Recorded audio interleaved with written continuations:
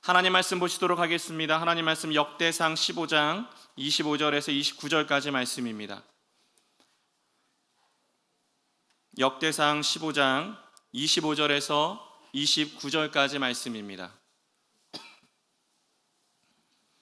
우리 다 같이 한 목소리로 함께 봉독하시겠습니다. 이에 다윗과 이스라엘 장로들과 천부장들이 가서 야훼의 언약궤를 즐거이 메고 오베데돔의 집으로 올라왔는데 하나님이 야훼의 언약궤를 맨 레위 사람을 도우셨으므로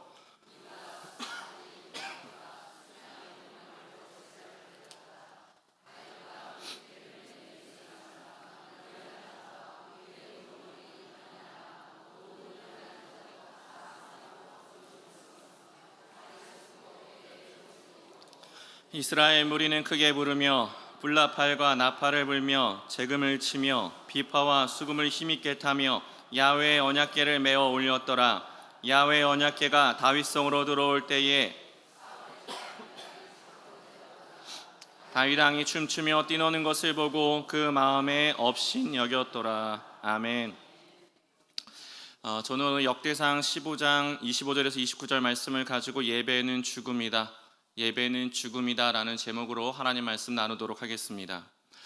몇 년 전에 제가 이 교회 근처에 있는 은행을 갔다가 창구 직원하고 이제 대화를 하다가 나중에 신앙 상담까지 했던 적이 있습니다.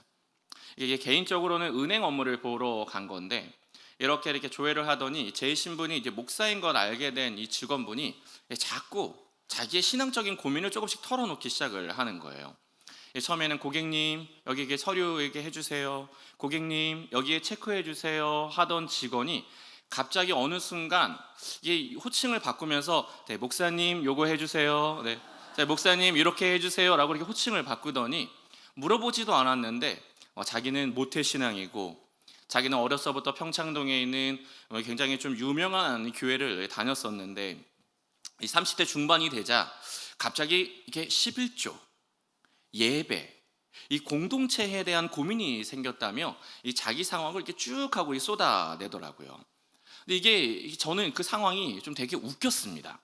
이게 제가 제 이름을 이렇게 쓰고 막 이렇게 사인을 하고 있으면 이 직원이 갑자기 저한테 저 얘기를 막 해요. 그러니까 제가 이렇게 서류를 넘겨서 그 직원이 입력하면 제가 거기에 대해서 이제 대답을 하기 시작을 하는 거예요. 순간 이게 헷갈리더라고요. 내가 지금 은행 업무를 보러 온 건지 은행에서 근무하고 있는 청년을 신방하러 온 건지. 근데 이 청년의 고민은 이거였습니다. 요즘 자기한테 예배의 감격이 없대요. 자기 교회 목사님은 그 예배 사역자로 좀 소문난 분이고 책도 나름 여러 권 쓰셨다는데 자기는 자기네 교회 예배가 너무 지루하고 너무 힘들어서 어떤 날은 그냥 예배 자리에 앉아서 멍 때리다가 돌아오는 날이 많아진다는 거죠. 그러면서 고민이 된다는 거예요. 내가 요즘 내 영적 상태가 이상한 건지 아니면 이제 이 교회가 나랑 맞지 않아서 내가 교회를 옮겨야 하는 건지 고민이 깊다는 거죠. 그런데 주변을 보면 이런 고민을 하는 분들이 꽤 있습니다. 이 목회 데이터 연구소에 따르면 이 사람들의 교회를 떠나는 이유 중에 하나가 예배의 지루함을 꼽는 경우도 있으니까 나와 상관없는 말씀, 나와 상관없는 찬양, 구태의연한 예배 시스템에 젊은 친구들은 고민을 하는 거죠. 그래서 되게 오래된 이야기인데도요, 예배하면 아직도 화자되는 예화가 있어요. 아마 여러분들도 수십 번 들어보셨을 만한 그런 이야기입니다. 이 40대 중반의 아들이 70대 이 권사님 어머니에게 이런 말을 했다는 거죠. 어머니, 오늘은 제가 예배 드리러 가기가 싫습니다. 저에겐 3가지 이유가 있습니다. 첫째, 저도 주일 아침에 늦잠을 자고 싶습니다. 둘째, 이거 우리 교회는 아니니까 오해하지 마세요. 둘째, 장로님의 대표 기도가 너무 길어서 힘이 듭니다. 셋째, 성가대의 불협화음을 견딜 수가 없습니다. 그들이 고음을 낼 때쯤 되면 제가 다 긴장을 하며 어떻게 해야 되나라는 외마디 비명을 지릅니다. 그랬더니 어머니가 이렇게 대답하셨다죠. 자, 여러분 다 아시는 이야기겠지만 오늘 처음 들은 것처럼 반응해 주세요. 네. 아들아, 그럼에도 불구하고 예배를 드려야 하는 세 가지 이유가 있단다. 첫째, 예배는 선택이 아니라 의무다. 둘째, 예배는 사람과의 관계가 아니라 하나님과의 관계다. 셋째, 너가 그 교회 담임 목사인데 담임 목사님과 결석할 수는 없지 않니? 이게 정말 성격이 좋으신 것 같아요. 이게 많이 들었던 예화일 텐데도 이렇게 웃어주시는 걸 보니까 축복합니다, 여러분. 네. 이게 되게 오래된 이 아재 개그 같은 이 예화인데도 이게 좀 공감이 됩니다. 이게 신앙생활을 하다 보면 때때로 예배 때문에 스트레스 받는 경우가 있거든요. 그러니까 나는 예배팀이고 나는 예배를 섬기는 사람이라 누구보다 열정적으로 막 연주하고 최선을 다해 노래하고 있지만 어느 날은 그 자리에 앉아 있는 것 자체가 이상하리만큼 힘들 수도 있거든요. 근데 이게 예배팀만 그럴까요? 찬양대, 남녀 선교회, 이 교회에서 봉사하는 이들만 이런 고민을 하게 될까요? 어쩜 이 자리에 오신 여러분도 이런 고민 있지 않으세요? 예배는 하나님께 드리는 거니까 전심으로 반응해야 함은 알지만 가끔 막 일어나자, 막 박수 치자, 옆 사람과 인사하자, 손을 들자, 모르는 찬양이어도 우리 함께 막 배워보자 막 이렇게 요청하면 가끔은요 이 짜증이 치밀어 오를 때가 있습니다. 그래서 때론 예배를 의무감으로 때워요. 기쁘지도 않고 기대감도 없지만 그냥 와서 그냥 이렇게 앉아 있는 거죠. 그러면서 스스로 자문하는 거예요. 아, 내가 이래도 되나? 내가 이렇게 있을 바에는 예배 안 드리는 게 낫지 않나? 아, 내 마음이 이런데 예배는 무슨 예배야? 이거 하나님이 기뻐 받으실 것 같지도 않은데 그냥 이게 집에서 그냥 온라인으로 드리면 되는 거 아닐까? 이러면서 예배 자체를 고민하는데 아닙니다. 이런 생각 자체가 기특하고 예배에 대해서 나름 고민하는 것 같지만 그렇지 않아요. 어쩌면 이런 마음은 사탄이 우리에게 주는 마음일 수도 있거든요. 왜? 어찌되었건 예배는 하나님, 우리를 구원하신 하나님께 반응하면서 오직 그분만을 기쁘시게 하기 위한 제의적인 행위니까 내 컨디션, 내 마음, 내 기분과 상관없이 찬양받기에 합당하신 하나님께 나의 모든 것을 올려드리는 것, 그것이 예배인 거죠. 문제는 이걸 머리로는 알겠는데 이 마음이 안 된다는 거예요. 나도 예배의 감격을 회복하고 싶고 예배의 기쁨도 누리고 싶은데 이게 내 마음대로 안 돼서 미치겠는 겁니다. 그럼 어떻게 해야 될까요? 어떻게 해야 다시금 하나님의 임재를 갈망하는 예배자가 될 수 있을까요? 우리가 잘 아는 것처럼 하나님은 이스라엘 백성들을 선택하시고 그들에게 세상과 구별된 예배 공동체라는 정체성을 부여하셨습니다. 그래서 레위기를 살펴보면 하나님이 제사, 그러니까 내가 받고 싶은 예배는 이런 거야, 나한테 예배를 드릴 땐 예배는 이렇게 드려주렴 하고 이 지침들을 굉장히 세밀하게 말씀하시는 장면들이 있어요. 대표적으로 번제, 소제, 화목제, 속죄제, 속건제 등이 있는데 대부분 불을 사용합니다. 곡식을 드리기도 하고 불을 사용하지 않고 흔들어서 드리는 그런 제사도 있지만 제사의 핵심은 번제, 하나님께 온전하게 모든 것을 태워 드리는 거예요. 소, 양, 비둘기, 염소 같은 동물들을 죄인인 사람을 대신해서 제물로 올려서 피를 쏟고 가죽을 벗기고 각을 뜬 뒤에 이 모든 걸 불에 태웁니다. 이게 먹기 좋게 굽는 게 아니에요.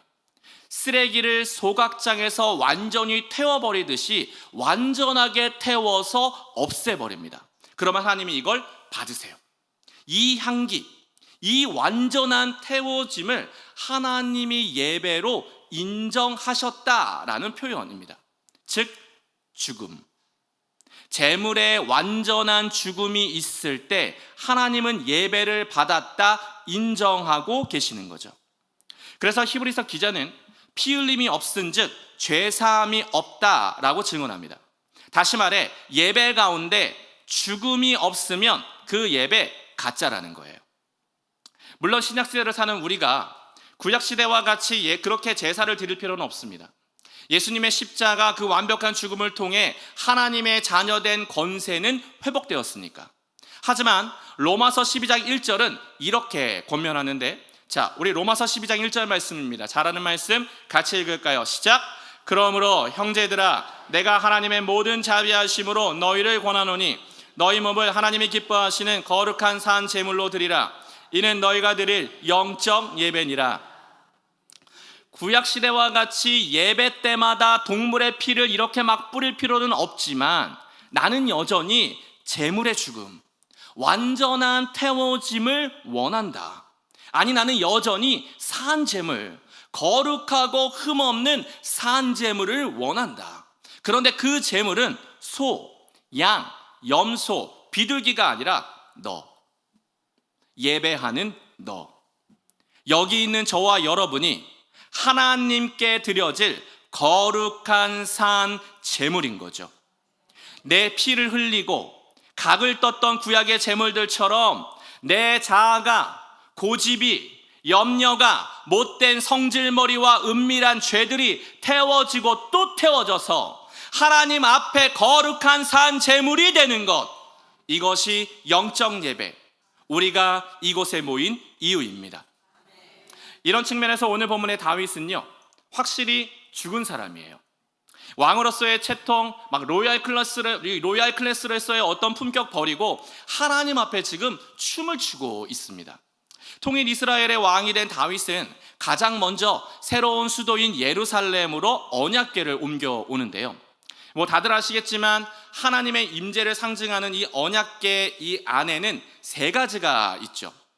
모세가 하나님께 받았던 십계명 돌판, 그리고 이스라엘 민족이 광야에서 먹었던 만나를 담은 항아리, 그리고 아론의 리더십을 가지고 왈가불가할 때 하나님이 싹 틔워주신 아론의 쌍난 지팡이, 이 세 가지가 언약궤 안에 담겨 있습니다. 근데 여기에 모두 의미가 있어요. 십계명 돌판은 하나님이 우리를 다스리신다는 표현이에요.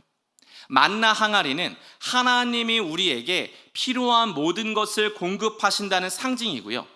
아론의 지팡이는 복잡한 인간관계 안에서도 하나님이 우리를 지키시고 세워가신다는 것을 의미했습니다. 즉, 인간의 삶을 구성하는 3대 요소, 종교, 경제, 정치. 하나님과의 관계를 의미하는 종교, 먹고 사는 것의 필수인 경제, 사람과 사람이 있는 곳엔 반드시 이루어질 수밖에 없는 정치, 이 모든 게 하나님의 주권 아래 있다는 뜻이에요. 그래서 다윗이 남과 북을 통일한 다음에 새로운 수도인 예루살렘으로 언약궤를 가지고 오는 이유가 여기에 있습니다. 이 나라의 종교, 경제, 정치는 다른 누구에게 있는 것이 아니라 하나님의 주권, 하나님 손에 있다. 물론 그 과정에서 실수가 한번 있었어요. 그 이동 중에 사고가 하나 발생해가지고 우사라는 사람이 죽습니다. 이 언약궤를 이렇게 수레에 이렇게 실어가지고 이렇게 수레에 실어서 정성스럽게 오고 있는데 이 타작마당 앞에서 소들이 뛰면서 수레에 있던 언약궤가 옆으로 막 쓰러질 것 같은 거예요. 그러자 옆에 있던 우사가 순발력을 발휘해서 언약궤를 떡하니 잡아서 제자리에 세웁니다. 그런데 죽어요. 언약궤를 넘어지지 않게 세웠는데 우사가 죽어요. 그래서 이 에피소드만 보면 의문이 듭니다. 이 사람 왜 죽은 걸까? 떨어지는 언약궤 붙잡았을 뿐인데 하나님은 왜 우사를 죽이신 걸까? 여러분, 절대 오해하면 안 되시는 게 우사는요, 언약궤를 손으로 만졌기 때문에 죽은 게 아니에요. 우사는 하나님의 말씀을 자기 마음대로 취급해서 변질해 버렸기 때문에 죽은 겁니다. 무슨 뜻이냐? 레위기와 민수기에 정확하게 적혀 있거든요. 언약궤를 이동할 땐 그 언약궤 반드시 어깨로 메어라. 성막을 비롯한 여러 기구들은 수레에 실어도 되지만 언약궤는 반드시 어깨에 메어라. 그런데 우사가요, 그 지침을 알면서도 언약궤를 수레에 실어요. 어려서부터 말씀을 공부하고 그 말씀을 가르쳤던 제사장이 지금 이 언약궤를 이동시키는 프로젝트의 최전방에 나서서 모든 책임을 맡고 있는 최고의 책임자라는 사람이, 영적 리더라는 사람이 그 말씀을 알면서도 하나님을 무시하자 하나님이 웃사를 벌하시는 거죠. 이에 다윗이 새로운 마음으로 이 프로젝트를 다시 시작합니다. 이번엔 수레가 아니라 정말 언약궤를 어깨에 메고 이번엔 하나, 둘, 셋, 넷, 다섯, 여섯 걸음 옮길 때마다 예물을 드리면서 언약궤를 옮겨가는 장면이 있는데 이게 오늘 본문이에요. 자, 25절에서 28절까지 말씀 한번 같이 읽을까요? 자, 여러분 같이 읽어주시겠습니까? 이에 다윗과 시작. 이에 다윗과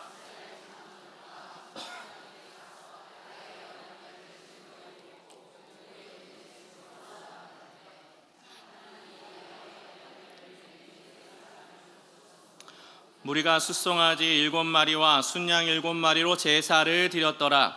다윗과 그의 우두머리 그나냐와 모든 노래하는 자도 다 세마포 겉옷을 입었으며 다윗은 또 베옷을 입었고 이스라엘 무리는 크게 부르며 뿔나팔과 나팔을 불며 재금을 치며 비파와 수금을 힘있게 타며 야훼의 언약궤를 메어 올렸더라. 여기에 보시면 다윗이 세 가지를 합니다. 첫째, 27절에 보시면 다윗이 제사장들만 입는 흰 베옷을 입어요. 그러니까 한 나라의 왕이 입을 수 있는 화려하고 웅장한 옷이 아니라 제사장들이 입을 수 있는 수수한 옷을 입고 예배자로 반응합니다. 두 번째, 6걸음마다 행렬을 멈추고 소와 양을 제물로 드립니다. 이건 무슨 의미냐면 하나, 둘, 셋, 넷, 다섯, 여섯. 무슨 의미냐면 하나님이 세상을 며칠 동안 창조하셨나요? 6일. 하나님이 세상을 6일 동안 창조하신 것처럼 하루, 이틀, 사흘, 나흘, 닷새, 엿새 6걸음을 가고 7번째는 하나님이 안식하신 것처럼 하나님 앞에 모든 주권이, 내 삶의 모든 것이 하나님께 있음을 선언하며 예배를 드리는 거죠. 세 번째, 다윗이 춤을 춥니다. 왕으로서의 채통, 체면 다 갖다 버리고 사람들의 시선 따위 신경 쓰지 않고 기쁨으로 춤을 춰요. 그런데 이때 다윗을 보고 비웃는 사람이 있었습니다. 그의 아내 미갈. 여기 굉장히 중요한 말씀이 나오는데, 자, 미갈의 반응을 같이 한번 읽어보시죠. 29절입니다. 29절 시작. 야훼의 언약궤가 다윗성으로 들어올 때에 다윗 왕이 춤추며 뛰노는 것을 보고 그 마음에 업신여겼더라. 다윗의 아내였던 미갈이 춤추는 남편을 보고 그 마음에 업신여깁니다. 그런데 성경을 다시 보시면, 자, 29절 다시 올려줘 보세요. 성경을 다시 보시면 이 표현이 조금 이상합니다. 자, 미갈을 소개하는 장면 여러분 다시 보세요. 29절 보세요. 어떻게 소개되어 있죠? 다윗의 아내 미갈이라고 소개되어 있지 않죠. 사울의 딸 미갈이라고 기록되어 있어요. 같은 사건을 기록한 사무엘하 6장을 봐도 사울의 딸 미갈이라고 기록합니다. 왜 그러는 걸까요? 성경은 왜 굳이 하나님께 버림받았던 사울 왕을 이 미갈 앞에 붙이고 있는 걸까요? 이유는 간단합니다. 미갈이 하나님 앞에 춤추고 있는 다윗을 업신여겼던 것처럼 사울 역시 하나님을 업신여겼기 때문이죠. 즉 성경은 철저하게 사울과 다윗을 비교하고 있어요. 사실 사울도 마음만 먹으면요, 언약궤 얼마든지 옮길 수 있었습니다. 마음만 먹었으면 다윗보다 더하게 예배드릴 수 있었습니다. 하지만 그는 방치해요. 왜? 관심 없으니까. 하나님의 마음이 뭔지, 하나님의 뜻이 뭔지 관심 없으니까.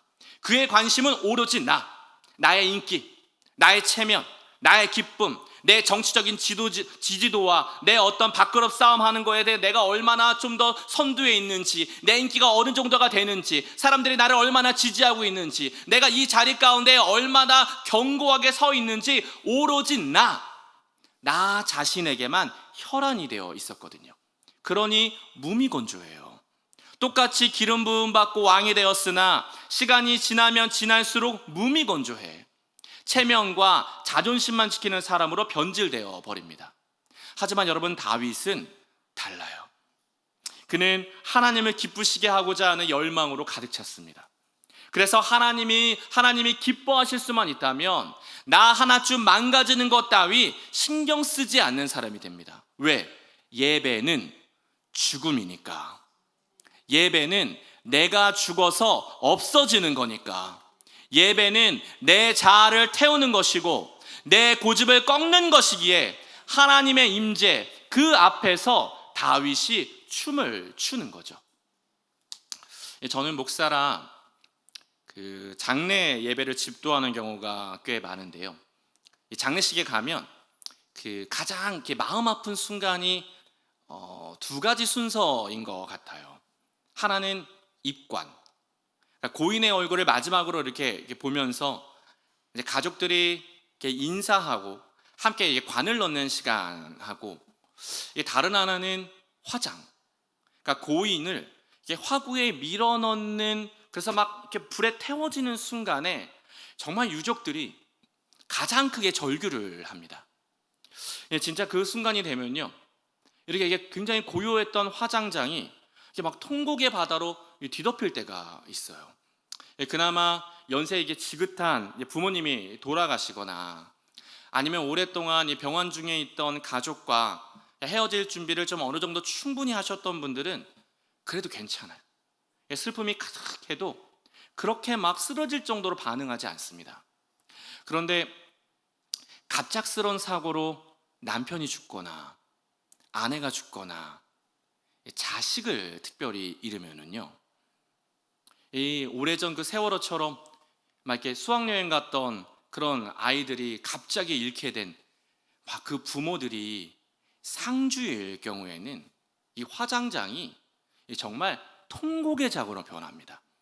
그냥 막 엉엉 우는 소리, 사랑하는 자녀의 이름을 부르는 소리, 막 안 된다, 가지 마라, 이럴 수 없다, 막 절규하는 그 소리가 이 화장장 전체를 뒤엎으면서 우리의 마음을 울컥하게 만들어요. 하지만 죽은 사람은 일어나지 못합니다. 불러도 대답하지 못해요.